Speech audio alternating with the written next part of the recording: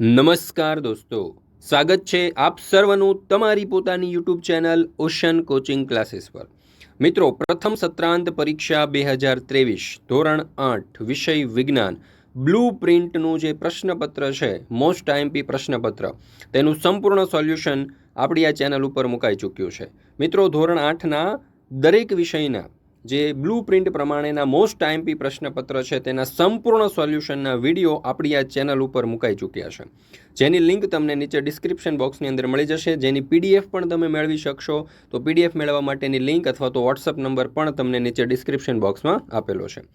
ચાલો તો શરૂ કરીએ ધોરણ 8ના વિજ્ઞાન વિષયની બ્લુ પ્રિન્ટ પ્રમાણેનું પ્રથમ સત્રાંત પરીક્ષા 2023નું તારીખ 1/11/2023ને બુધવારના રોજ લેવાનાર પ્રશ્નપત્ર મોસ્ટ આઈએમપી પ્રશ્નપત્રનું સંપૂર્ણ સોલ્યુશન, જેના કુલ ગુણ છે 80, સમય છે બપોરે 2 થી 5નો, અને આ પ્રશ્નપત્રની અંદરથી ઘણા બધા પ્રશ્નો તમારા પરીક્ષાની અંદર પૂછાવાની પૂરેપૂરી શક્યતા છે, તો જરૂરથી સંપૂર્ણ પ્રશ્નપત્રનો અભ્યાસ કરી લેજો।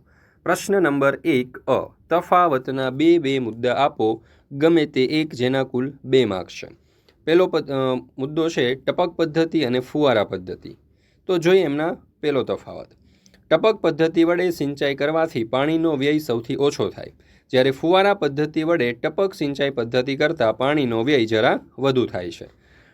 ટપક પદ્ધતિની વાત કરીએ તો દરેક છોડ આગળ પાઇપ પસાર થાય તેવી ગોઠવણ કરવી પડતી હોવાથી પાઇપનો ખર્ચ વધારે થાય છે, જ્યારે એક ફુવારો આજુબાજુના ઘણા છોડને પાણી સિંચી શકે છે, તેથી ખર્ચ પ્રમાણમાં ઓછો થાય છે। ત્યાર પછી આપણે બીજો તફાવત જોવાનો છે ફૂગ અને લીલ વચ્ચેનો। તો પહેલો મુદ્દો, ફૂગના કોષમાં ક્લોરોફિલ અને અન્ય રંજક દ્રવ્ય કણો હોતા નથી। લીલના કોષમાં ક્લોરોફોલ કે અન્ય રંજક દ્રવ્ય કણો હોય છે। ફૂગ તે ઘણું ખરું સફેદ હોય છે, તે લીલા રંગની અથવા તો વિવિધ રંગની હોય છે। ફૂગ તે પરાવલંબી હોય છે અને લીલ તે સ્વાવલંબી છે।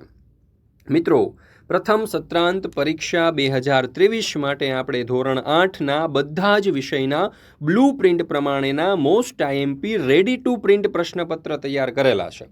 હવે રેડી ટુ પ્રિન્ટ એટલે કે તમે સીધી જ ડાઉનલોડ કરીને ઝેરોક્સ કરી અને વિદ્યાર્થીઓની પરીક્ષા લઈ શકશો એવા પ્રશ્નપત્ર આપણે તૈયાર કરેલા છે, અને એક એક વિષયના 3 પ્રશ્નપત્રોને પણ બ્લુ પ્રિન્ટ આધારેના પ્રશ્નપત્ર તૈયાર કરેલા છે। ગયા વર્ષના જે પરીક્ષાઓ હોય એમાંથી જે મોસ્ટ આઈએમપી પ્રશ્નો હોય એ મોસ્ટ આઈએમપી પ્રશ્નો ઉપાડીને, અને જે એકમ કસોટીના જે પ્રશ્નો હોય તે લઈને, અને એક વિષયનું જે પ્રશ્નપત્ર છે તેના એક પ્રશ્નપત્રના ફક્ત 10 રૂપિયા આપણે કિંમત રાખેલી છે। જરૂરથી આ પ્રશ્નપત્ર મેળવી લેજો, ફક્ત 10 રૂપિયા કિંમત છે, કારણ કે ઘણા બધા મોસ્ટ આઈએમપી પ્રશ્નો આની અંદર આપણે મૂકેલા છે, અને ખાલી પ્રશ્નપત્ર જ નથી તૈયાર કરેલા, પ્રશ્નપત્રના સોલ્યુશન પણ તૈયાર કરેલા છે। તો સોલ્યુશનની પણ તમે પીડીએફ મેળવી શકો છો, અને એક સોલ્યુશનના માત્ર ને માત્ર 10 રૂપિયા છે। તો સોલ્યુશન પ્રાપ્ત કરવાની લિંક પણ તમને નીચે ડિસ્ક્રિપ્શન બોક્સની અંદર આપેલી છે।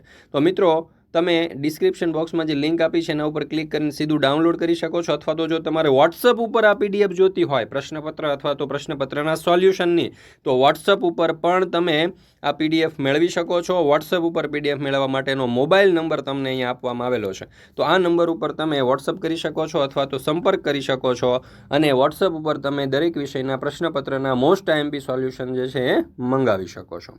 ચાલો ત્યાર પછી જોઈએ બ, નીચે આપેલા ખાતરનું કુદરતી ખાતર અને કૃત્રિમ ખાતરમાં ઓળખી બતાવો, જેના કુલ 4 માર્ક્સ છે। તો અહીંયા તમે જોઈ શકો છો આપણને કેટલા ખાતરના નામ આપેલા છે। એમાં કુદરતી ખાતરમાં શું આવશે, તો કે કમ્પોસ્ટ ખાતર, છાણિયું ખાતર, મગફળીનો ખોળ અને લીલો પડવાશ। કૃત્રિમ ખાતરમાં આવશે ખાતર યુરિયા, એમોનિયમ સલ્ફેટ, ડાયએમોનિયમ ફોસ્ફેટ અને એનપીકે ખાતર। ત્યાર પછી પ્રશ્ન નંબર 2 અ, પુનઃ પ્રાપ્ય કુદરતી સંસાધનો અને પુનઃ અપ્રાપ્ય કુદરતી સંસાધનોમાં વર્ગીકૃત કરો, જેના કુલ 3 માર્ક્સ છે। હવા, માટી, સૂર્યપ્રકાશ, જંગલો, વન્યજીવ અને ખનિજો। તો એમાં પુનઃ પ્રાપ્ય કુદરતી સંસાધનો, એમાં હવા, માટી, સૂર્યપ્રકાશ અને જંગલો। પુનઃ અપ્રાપ્ય કુદરતી સંસાધનો, તો એમાં આવશે જંગલો, વન્યજીવન અને ખનિજો। ત્યાર પછી બ, નીચેના સૂક્ષ્મ જીવોનું બેક્ટેરિયા, ફૂગ, લીલ અને પ્રજીવમાં વર્ગીકરણ કરો। તો અહીંયા તમે જોઈ શકો છો આપણને અલગ અલગ નામ આપેલા છે। ચાલો એમાંથી બેક્ટેરિયામાં આવશે લેક્ટોબેસિલસ, રાઇઝોબિયમ અને સ્યુડોમોનાસ। ફૂગમાં આવશે પેનિસિલિયમ, ઇસ્ટ અને મ્યુકર। લીલમાં આવશે સ્પાયરોગાયરા, એનાબિના અને નોસ્ટોક। પ્રજીવમાં આવશે પેરામિશિયમ, અમીબા અને પ્લાઝ્મોડિયમ। ત્યાર પછી આપણે આગળ જોઈએ પ્રશ્ન નંબર 3 અ, નીચેના પ્રયોગનું આકૃતિ દોરી વર્ણન કરો, ગમે તે એક, જેના કુલ 5 માર્ક્સ છે। પહેલું, પદાર્થના દહન માટે પદાર્થનું તાપમાન તેના જ્વલન બિંદુ સુધી પહોંચે તે જરૂરી છે તે દર્શાવવું। તો સાધન સામગ્રીમાં આવશે કાગળની શીટને વાળીને બનાવેલા 2 પેપર કપ, પાણી અને મીણબત્તી. આકૃતિ અહીંયા તમને આપવામાં આવેલી છે, આ પ્રમાણે આકૃતિ તમે દોરી શકશો. પદ્ધતિ, તો પદ્ધતિમાં આવશે કાગળની શીટને વાળીને બનાવેલા 2 પેપર કપ, પાણી અને મીણબત્તી. એક પેપર કપમાં લગભગ 50 મિલી પાણી ઉમેરો અને બીજો પેપર કપ ખાલી રાખો. બંને કોને અલગથી સળગતી મીણબત્તી વડે ગરમ કરો અને તમારા અવલોકનો નોંધો. ત્યાર પછી અવલોકન, તો પાણી ભર્યા વગરના રેપર કપ સળગી જાય છે. પાણી ભરેલો પેપર કપ સળગતો નથી, તેમાંનું પાણી ગરમ થાય છે. આમ થવાનું કારણ, તો પાણી ભરેલા પેપર કપને ગરમ કરતાં પેપરને મળતી ગરમી પાણી શોષી લે છે અને પેપર કપ તેના જ્વલન બિંદુ સુધી ગરમ થઈ શકતો નથી, તેથી તે સળગતો નથી. નિર્ણય, પદાર્થના દહન માટે પદાર્થનું તાપમાન તેના જ્વલન બિંદુ સુધી પહોંચે તે જરૂરી છે. ત્યાર પછી જોઈએ બીજું, દહન માટે હવા જરૂરી છે તે દર્શાવતો પ્રયોગ વર્ણવો. તો સાધન સામગ્રી જોશે કાચનો પ્યાલો, મીણબત્તી અને દિવાસળીની પેટી. આકૃતિ અહીંયા આપણને આપેલી છે, આ પ્રમાણેની આકૃતિ દોરવાની થશે. પદ્ધતિ, તો મીણબત્તી સળગાવી સમતલ સપાટી ઉપર મૂકો. મીણબત્તી ઉપર કાચનો પ્યાલો ઢાંકી દો. થોડી વાર પછી મીણબત્તીનું અવલોકન કરો. અવલોકન, મીણબત્તી ઉપર કાચનો પ્યાલો ઢાંકતા તે બુઝાઈ જાય છે. નિર્ણય, દહન માટે હવા જરૂરી છે. ત્યાર પછી બ, આપણા જીવનમાં સૂક્ષ્મ જીવોની ઉપયોગિતા વિશે 10 વાક્ય લખો, જેના કુલ 5 માર્ક્સ છે. તો આપણા જીવનમાં સૂક્ષ્મ જીવોની ઉપયોગિતા નીચે મુજબ છે. લેક્ટોબેસિલસ બેક્ટેરિયા દૂધનું દહીંમાં રૂપાંતર કરે છે. ઈસ્ટ એક કોષી ફૂગ છે, તે ચીઝ, પનીર, બ્રેડ, કેક, પેસ્ટ્રીઝની બનાવટ માટે ઉપયોગી છે. આલ્કોહોલના ઔદ્યોગિક ઉત્પાદનમાં ઈસ્ટનો ઉપયોગ થાય છે. ઇડલી, ઢોસા, ખમણ, ઢોકળા બનાવવા ઈસ્ટનો ઉપયોગ થાય છે. મશરૂમ તરીકે ઓળખાતી ફૂગનો ઉપયોગ ખોરાક તરીકે થાય છે. પેનિસિલિયમ નામની ફૂગમાંથી પેનિસિલ ઔષધ બનાવવામાં આવે છે. રાઇઝોબિયમ બેક્ટેરિયા જમીનમાં નાઇટ્રોજનનું સ્થાપન કરે છે. આ રીતે જમીનમાં ખાતરની પૂર્તિ કરી અને જમીનની ફળદ્રુપતા વધારે છે. ગટરના ગંદા પાણીનું બેક્ટેરિયા દ્વારા વિઘટન કરી બિનહાનિકારક અને ઉપયોગી પદાર્થોમાં ફેરવવામાં આવે છે. આ રીતે પર્યાવરણને સાફ રાખવામાં મદદરૂપ બને છે. કેટલીક દવાઓ અને રસી બનાવવામાં બેક્ટેરિયા અને ફૂગ ઉપયોગી છે. કેટલાક બેક્ટેરિયા અને ફૂગ વિઘટકો તરીકેની ભૂમિકા ભજવે છે અને દ્રવ્ય ચક્રને વ્યવસ્થિત રીતે ચલાવવામાં ફાળો આપે છે. ત્યાર પછી જોઈએ પ્રશ્ન નંબર 4, વૈજ્ઞાનિક કારણો આપી સમજાવો, જેના કુલ 12 માર્ક્સ છે. એમાં પેલું, અળસિયાને ખેડૂતના મિત્ર કહેવામાં આવે છે. તો અળસિયા જમીનમાં રહી જમીનને ઉપર નીચે કરે છે અને પોચી બનાવે છે. અળસિયા જમીનમાં રહી સેન્દ્રિય પદાર્થોનો ઉમેરો કરતા રહે છે. તેઓ કેટલાક નકામા પદાર્થો વગેરેમાંથી વર્મી કમ્પોસ્ટ ખાતર બનાવે છે. આમ અળસિયા જમીન ઉપર નીચે અને પોચી કરવાનું તથા જમીનમાં સેન્દ્રિય પદાર્થો ઉમેરવાનું કાર્ય કરી ખેડૂતને મદદરૂપ બને છે. તેથી અળસિયા એ ખેડૂતના મિત્ર કહેવાય. ત્યાર પછી બીજો સવાલ, નાના બાળકોને રસી મૂકવામાં આવે છે. તો નાના બાળકોને રોગો સામે રક્ષણ આપવા રસી મૂકવામાં આવે છે. કોલેરા, ક્ષય, શીતળા, કમળો, પોલિયો, ડિસ્થેરિયા જેવા રોગો રસી દ્વારા અટકાવી શકાય છે. બીસીજી રસી ક્ષય રોગ સામે રક્ષણ આપે છે. શીતળા જેવો ભયાનક રોગને રસી દ્વારા લગભગ નાબૂદ કરી શકાયો છે. હાલમાં પોલિયો અભિયાન દ્વારા પોલિયો ઉપર કાબૂ મેળવવાના પ્રયત્ન થઈ રહ્યા છે. બધી જ રસીનું ઉત્પાદન સૂક્ષ્મજીવોમાં કરવામાં આવે છે. ત્યાર પછી ત્રીજું, તેલ અને પેટ્રોલથી લાગેલી આગ બુઝાવવા માટે પાણી વાપરવું સલાહભર્યું નથી. તો ઉત્તર, પાણી સૌથી સામાન્ય અગ્નિશામક છે, પરંતુ કાગળ કે લાકડા જેવા પદાર્થો હોય ત્યારે જ પાણી ઉપયોગમાં આવે છે. પેટ્રોલમાં લાગેલી આગનું નિયંત્રણ કરવા પાણી વાપરી શકાય નહીં, કારણ કે પેટ્રોલ પાણી કરતાં હલકું હોવાથી પાણી ઉપર તરતું રહી આગ ફેલાવે છે. તેવી જ રીતે તેલથી લાગેલી આગ માટે પણ પાણી યોગ્ય નથી, કારણ કે પાણી એ તેલ કરતાં ભારે છે. આથી તે તેલની નીચે રહી અને તેલની સપાટી ઉપર સળગ્યા કરે છે. ત્યાર પછી ચોથું, અશ્મિ બળતણનો વિવેકપૂર્ણ ઉપયોગ કરવો જોઈએ. તો 150થી પણ વધારે પેટ્રો રસાયણોના સ્ત્રોત તરીકે પેટ્રોલિયમ ઉદ્યોગો અને વાહનો તેમજ ઘર વપરાશમાં બળતણ તેમજ અન્ય હેતુઓ માટે ઉપયોગી છે. કોઈ પણ દેશની સમૃદ્ધિ તેના પેટ્રોલિયમના સંચિત જથ્થા ઉપર આધારિત છે. અશ્મિ ઇંધણ પુનઃ અપ્રાપ્ય સ્ત્રોત હોવાથી તેનો વિવેકપૂર્ણ ઉપયોગ કરવો ખૂબ જ જરૂરી છે. ત્યાર પછી પાંચમું, જૈવિક ખાતરને કૃત્રિમ ખાતરની તુલનામાં વધારે સારું ગણવામાં આવે છે. તો જૈવિક ખાતરને કૃત્રિમ ખાતરની તુલનામાં વધારે સારું ગણવામાં આવે છે, જેના મુખ્ય કારણ નીચે મુજબ છે. તેનાથી જમીનની જલધારણ ક્ષમતામાં વધારો થાય છે. તેનાથી જમીન છિદ્રાળુ થઈ જાય છે, જેનાથી વાયુ વિનિમયમાં સરળતા પ્રાપ્ત થાય છે. તે ફાયદાકારક સૂક્ષ્મજીવોમાં વધારો કરે છે અને જમીનના બંધારણમાં સુધારો કરે છે. ત્યાર પછી પ્રશ્ન નંબર 5, નીચેના પ્રશ્નોના માંગ્યા મુજબ જવાબ લખો. અનાજ ઉત્પાદનનો સંગ્રહ એક મહત્વપૂર્ણ કાર્ય કેમ છે, સમજાવો. તો લણણી બાદ મેળવેલ અનાજનો સંગ્રહ કરવામાં આવે છે. સંગ્રહ કરતાં પહેલાં તેને સૂર્યના તાપમાં બરાબર તપાવવામાં આવે છે, જેથી દાણામાં રહેલો ભેજ દૂર થાય છે. જો દાણામાં ભેજ રહી જાય તો અનાજ બગડવાની સંભાવના રહે છે. વળી સૂક્ષ્મજીવો દ્વારા નષ્ટ થવાની અને બીજાંકુરણ ક્ષમતા ગુમાવવાની સંભાવના રહે છે. સૂર્યના તાપમાં સૂકવેલ અનાજ બગડતું નથી, તેમજ કીટકો, બેક્ટેરિયા અને ફૂગથી રક્ષણ પામે છે. ત્યાર પછી ટૂંક નોંધ લખો. કોઈ પણ એક, જેના કુલ 3 માર્ક્સ છે. એમાં કોક તે સખત છે. બીજું, તે છિદ્રાળુ અને કાળા રંગનો પદાર્થ છે. તે કોલસાનો લગભગ સંપૂર્ણ શુદ્ધ પ્રકાર છે. તેમાં કાર્બનનું પ્રમાણ લગભગ 87% થી 89% છે. તે સળગે ત્યારે ધુમાડો ઉત્પન્ન થતો નથી. કોકનો ઉપયોગ સ્ટીલના ઉત્પાદનમાં, કોકનો ઉપયોગ કેટલીક ધાતુઓના નિષ્કર્ષણની અંદર પણ થાય છે. કોલટાર તે કાળું ઘટ્ટ પ્રવાહી છે. તે અણગમતી વાસ ધરાવે છે. તે લગભગ 200 જેટલા કાર્બનિક પદાર્થોનું મિશ્રણ છે. કોલટારનો ઉપયોગ જીવન જરૂરિયાતની ચીજવસ્તુઓના ઉત્પાદનમાં પ્રાથમિક ઘટક તરીકે થાય છે. રંગો, દવાઓ અને વિસ્ફોટકો બનાવવા, સુગંધિત દ્રવ્યો બનાવવા, પ્લાસ્ટિક પેઇન્ટ્સ, ફોટોગ્રાફિક પદાર્થો તથા છત બનાવવા અને ડામરની ગોળી બનાવવા. ત્યાર પછી આપણે જોઈએ કોલગેસ. તો કોલસામાંથી કોક બનાવવાની પ્રક્રિયા દરમિયાન કોલગેસ મળે છે. તે કોલસા ઉપર પ્રક્રિયા કરતા ઉદ્યોગોની આસપાસના ઘણા કારખાનાઓમાં બળતણ તરીકે ઉપયોગી છે. કોલગેસમાં મુખ્યત્વે કાર્બન મોનોક્સાઇડ અને બીજા કેટલાક વાયુરૂપ હાઇડ્રોકાર્બન સંયોજનો હોય છે. આ વાયુઓનું મિશ્રણ દહનશીલ હોવાથી તેનો ઉપયોગ બળતણ તરીકે થાય છે. ત્યાર પછી જોઈએ એમાં પહેલું, નિંદણ એટલે શું? આપણે તેનું નિયંત્રણ કેવી રીતે કરી શકીએ? જેના કુલ 4 માર્ક્સ છે. તો ખેતરમાં કેટલાક બિનજરૂરી છોડ કુદરતી રીતે પાકની સાથે ઉગી નીકળે છે. આવા બિનજરૂરી છોડને નિંદણ કહે છે. નિંદણને દૂર કરવાની ક્રિયાને નિંદામણ કહે છે. નિંદણ દૂર કરવું જરૂરી છે. ખુરપી સાધન વડે નિંદણ દૂર કરવામાં આવે છે. વળી જમીન ખેડતી વખતે હળ ફેરવવાથી નિંદણ નાશ પામે છે. તેમજ વાવણી વખતે વાવણીયા દ્વારા પણ નિંદણ દૂર થાય છે. નિંદણ દૂર કરવા 2,4-D રસાયણોનો ઉપયોગ કરવામાં આવે છે. તેનો છંટકાવ નિંદણ ઉપર કરવાથી નિંદણ નાશ પામે છે અને મુખ્ય પાકને નુકસાન થતું નથી. ત્યાર પછી જોઈએ બીજો સવાલ, સીએનજી અને એલપીજીને બળતણ તરીકે વાપરવાના શું ફાયદા છે?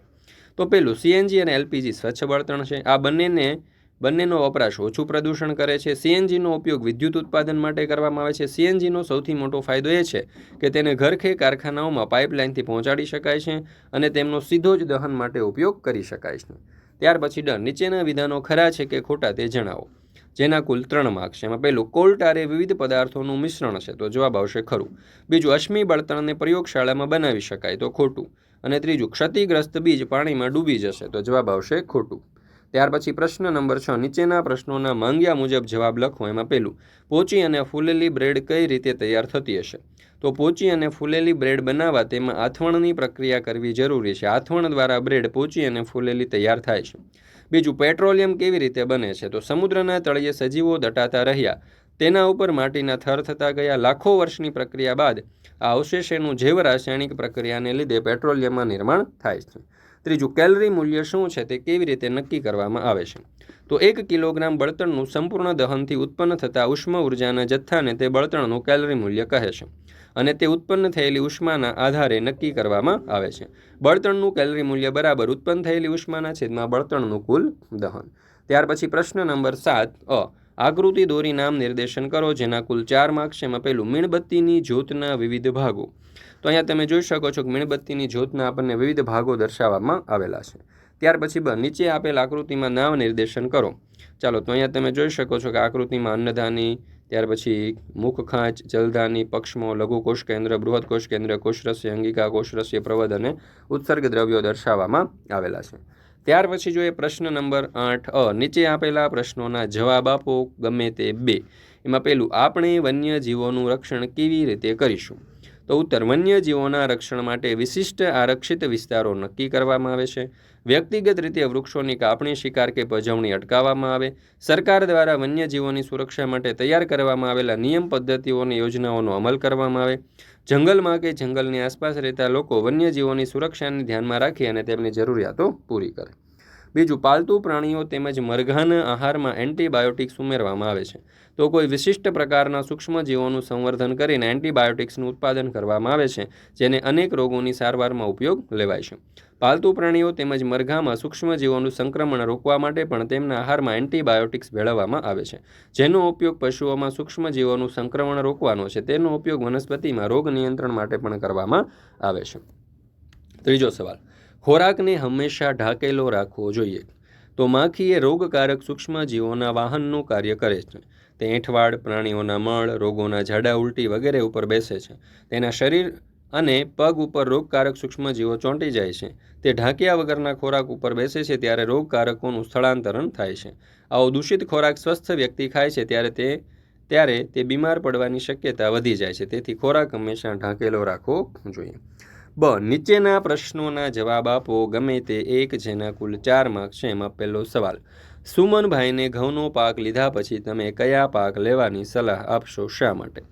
એક જ જાતનો પાક સતત લેવામાં આવે તો જમીનમાં રહેલા પાકને જરૂરી એવા ચોક્કસ પોષક તત્વો તે પાક દ્વારા સતત શોષાય છે.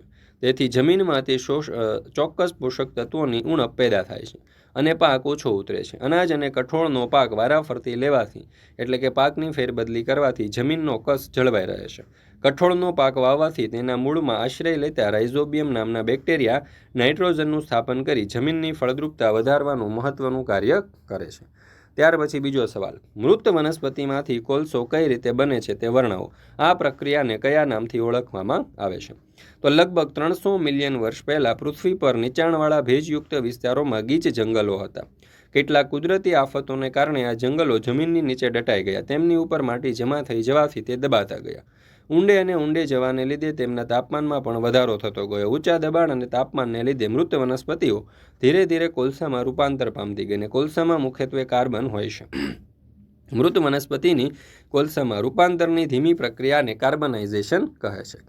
મિત્રો, પ્રથમ સત્રાંત પરીક્ષા 2023 માટે આપણે ધોરણ 8ના બધા જ વિષયના બ્લુ પ્રિન્ટ પ્રમાણેના most IMP ready to print પ્રશ્નપત્ર, એક વિષયના કુલ 3 પ્રશ્નપત્ર તૈયાર કરેલા છે. રેડી ટુ પ્રિન્ટ એટલે કે તમે પ્રિન્ટ કઢાવીને ડાઉનલોડ કરીને સીધી ઝેરોક્સ કરી અને પરીક્ષા લઈ શકો છો અથવા તો સ્વમૂલ્યાંકન માટે ઉપયોગમાં લઈ શકો છો.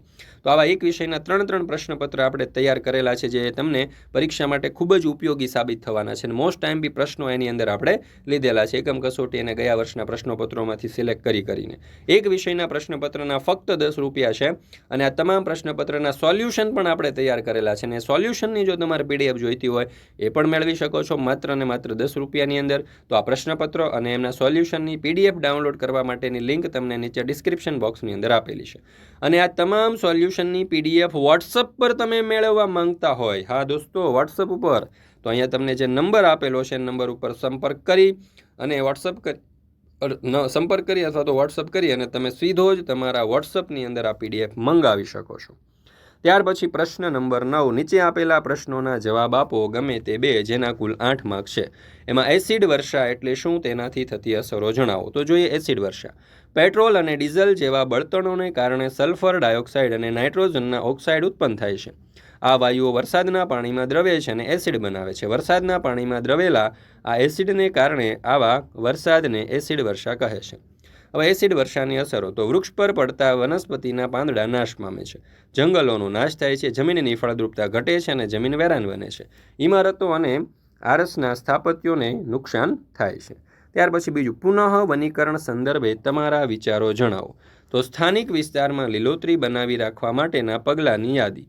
તો સ્થાનિક વિસ્તારોમાં વધુને વધુ વૃક્ષો ઉગાડીશું, રોપેલા છોડની જાળવણી અને તેને પૂરતું પાણી પીવડાવીશું, સ્થાનિક લોકોને વૃક્ષોના કાયદાઓની માહિતી આપશું, જન્મદિવસે ઉંમરના વર્ષની સંખ્યા જેટલા છોડ રોપી અને તેની સંભાળના શપથ લઈશું, વૃક્ષો કાપવાના ગેરફાયદાની માહિતી આપીશું, માત્ર વૃક્ષોની ડાળી જ કાપવામાં આવે અને સમગ્ર વૃક્ષ કપાતા અટકાવવાની જવાબદારી લઈશું.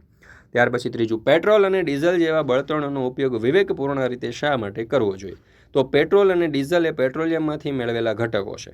પેટ્રોલ એ પુનઃ અપ્રાપ્ય કુદરતી સંસાધન છે, તેને બનતા લાખો વર્ષ લાગ્યા છે. તેનો જથ્થો મર્યાદિત હોવાથી નજીકના ભવિષ્યમાં ખૂટી જવાની સંભાવના છે. તેઓ અવિચારી અને બેફામ ઉપયોગ કરવાથી તે જલ્દી ખૂટી જશે અને વાહન વ્યવહાર ઠપ થઈ જશે. તેનો કરકસરપૂર્વક અને વિવેકપૂર્ણ ઉપયોગ કરવાથી આપણી પછીની પેઢીને આ સંસાધનો ઉપલબ્ધ રહેશે. આ અંધકારમય ભાવિનો સામનો કરવો પડશે નહીં. મિત્રો, આપણી આ ચેનલ ઉપર ધોરણ 8ના બધા જ વિષયના 3 પ્રશ્નપત્રો અને એ પણ બ્લુ પ્રિન્ટ આધારેના પ્રથમ સત્રાંત પરીક્ષાના મોસ્ટ આઈએમપી પ્રશ્નપત્ર મુકાઈ ચૂક્યા છે અને સાથે સાથે સોલ્યુશન પણ મુકાઈ ચૂક્યા છે.